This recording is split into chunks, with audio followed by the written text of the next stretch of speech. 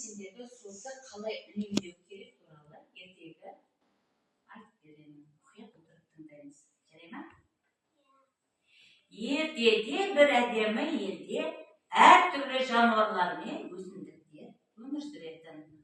Бұл елде судың маңызы өте зор болатын.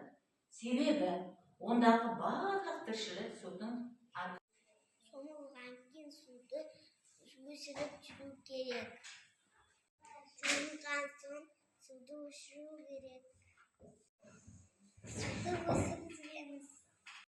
Судың сұрауы бар. Суды үнемдеп, болашақты сақтаңыз. Суды ысырап жасамай, үнемдеп.